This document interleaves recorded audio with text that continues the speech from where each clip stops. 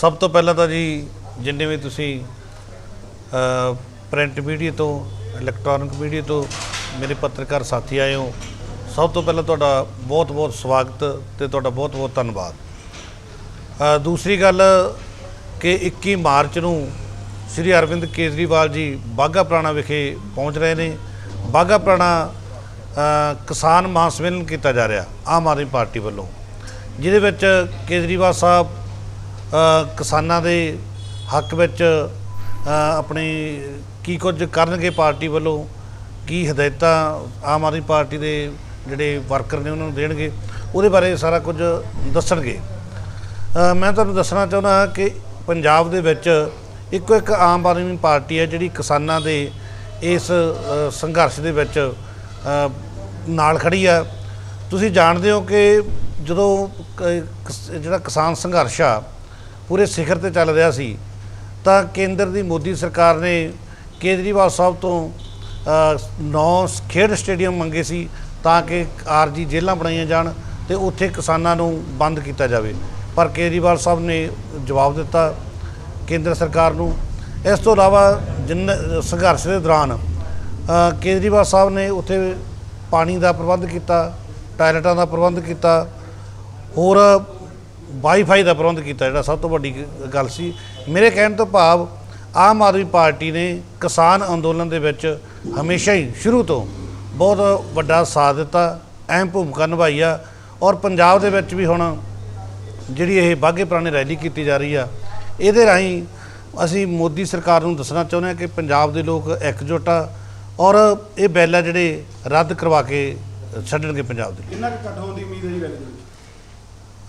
1 लाख तो उपर घट होने की उम्मीद है सानूं। कोरोना को लैके गल की जाए जी, कोरोना पीक ते है काफ़ी, तो सुखबीर बादल जी को भी कोरोना हो गया, तो मंत्रालय वालों भी काफ़ी गाइडलाइंस है, अज सख्ती होर भी हो सकती है। तुहानूं लग नहीं रहा कि रैली बारे विचार करना चाहिए? रैली बारे वैसे विचार असीं कर रहे हैं, पर फिलहाल जिहड़ा फैसला तो यह कि रैली होगी, क्योंकि पहलां दा टाइम दिता वा, लोकां नूं दस्सिया वा ते बकायदा प्रचार किया, पोस्टर वगैरह लगे हुए आ, तो जे फिर भी कोई पार्टी वालों फैसला हो तो तुहानूं दस्सांगे। सावधानियां बरतियां जाणगीआं कोरोना को लैके, क्योंकि गाइडलाइंस के मुताबिक भी तुहानूं जिहड़ी है वो परमिशन मिली है। देखो गाइडलाइंस दे विच सानूं मास्क लैण वास्ते कहा गया, मास्कां दा असीं प्रबंध किया, फिर सैनिटाइज करन वास्ते कहा गया, उहदा भी असीं प्रबंध किया, तो बाकी जो जो भी गाइडलाइंस आ साडी कोशिश आ भी असीं पूरी उहनां नूं मन्नांगे। सोशल डिस्टेंस मेनटेन हो पाएगा? देखो असीं कोशिश करांगे, बाकी जे ज़्यादा संगत आ जाती आ तो फिर कहा नहीं जा सकता, पर असीं कोशिश करांगे। देखो हुण दिल्ली के बार्डरां ते कितनी वड्डी तादाद दे विच साडे लोग बैठे, लखां की तादाद दे विच बैठे ने, इस करके भी साडी कोशिश जरूर रहूगी। MLA साहब कल भी साडे चैनल पर बहस चल रही सी कोरोना नूं लैके, और तुहाडे जिहड़े MLA साहब सी वो उस मौजूद सीगे, गल की जाती है कि मास्क लैके बैठांगे। कल एक फोटो भी दिखा रहे थे कैप्टन अमरिंदर साहब जी और सिद्धू साहब जी, लेकिन अज मास्क नहीं पाए हुए, तुहाडे भी नहीं मास्क पाए हुए, किसी दी किवें ध्यान रखोगे तुसीं?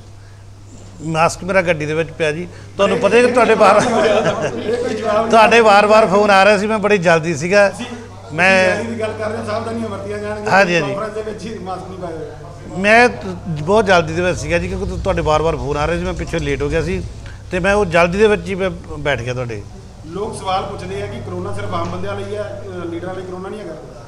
देखो जी कोरोना बीमारी आ, वो तो हर एक लिए है, उन्हें पुछ के थोड़ी लगना बीमारी ने कि तू लीडर आ या तू एक्टर आ या तू खिडारी आ। लग नहीं रहा कि सावधानियां बरतनियां चाहिए? बिल्कुल बरतनी जी, बिल्कुल बरतनी चाहिए जी। सुखबीर बादल ने मोगा वाली रैली कैंसिल कर दी गई है जी, उन्हें 31 तक दी सारी उन्होंने रद्द कर देते हैं। आप दलील दे रहे हो कि सारा पोस्टर लग गया, वो सारी चीज़ें हो गई, तो लोगों की ज़िंदगी पर क्या सियासत भारी पड़ेगी?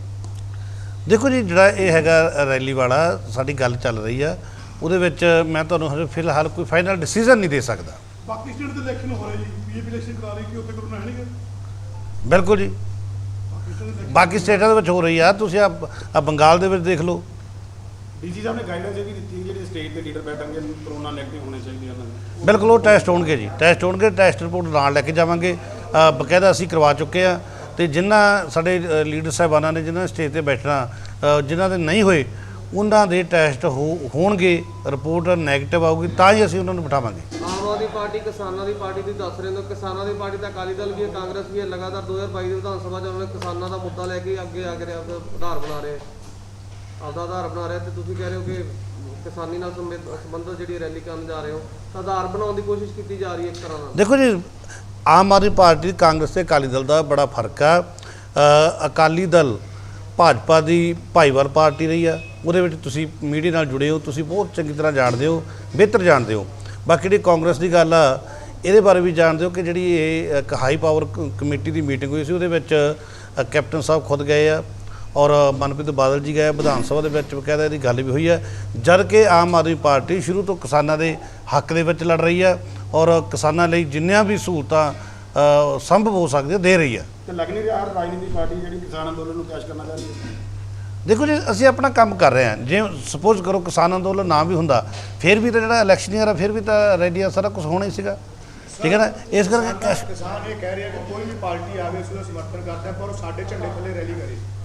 ਇਹ ਰੈਲੀ ਤੁਹਾਡੇ ਝੰਡੇ ਥੱਲੇ ਹੋਊਗੀ ਕਿ ਕਿਸਾਨੀ ਝੰਡੇ ਥੱਲੇ ਹੋਊਗੀ? ਇਹ 'ਚ ਸਾਡੇ ਅਸੀਂ ਆਪਣੇ ਵਰਕਰਾਂ ਨੂੰ ਕਹਿ ਕੇ ਆਮ ਆਦਮੀ ਪਾਰਟੀ ਦਾ ਝੰਡਾ ਲਿਆਉਣਾ ਔਰ ਕਿਸਾਨੀ ਝੰਡਾ ਵੀ ਨਾਲ ਲੈ ਕੇ ਆਉਣਾ।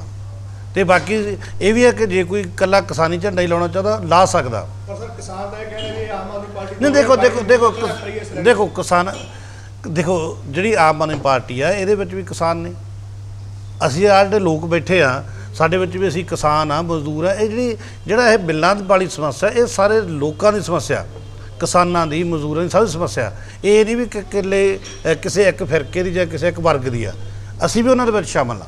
ਸਿਹਤ ਮੰਤਰਾਲੇ ਵੱਲੋਂ ਕੱਲ੍ਹ ਕਿਹਾ ਗਿਆ ਕਿ ਮੋਗਾ ਜਿਹੜਾ ਕਰੋਨਾ ਦੇ ਕੇਸਾਂ ਦੇ ਵਿੱਚ 100% ਤੋਂ ਉੱਪਰ ਜਾ ਰਿਹਾ। ਦਿੱਲੀ ਦੇ ਵਿੱਚ ਵੀ ਤੁਸੀਂ ਕੇਜਰੀਵਾਲ ਦੀ ਸਰਕਾਰ ਦੇਖੋ ਜੇ ਕੋਈ ਧਿਆਨ ਰੱਖਣਾ ਚਾਹੀਦਾ। ਜੇ ਕੋਈ ਹੈਲਥ ਡਿਪਾਰਟਮੈਂਟ ਵੱਲੋਂ ਸਾਨੂੰ ਕੋਈ ਵਿਸ਼ੇਸ਼ ਹਦਾਇਤਾਂ ਆਉਣਗੀਆਂ ਅਸੀਂ ਜ਼ਰੂਰ ਉਹਨਾਂ ਨੂੰ ਫੋਲੋ ਕਰਾਂਗੇ।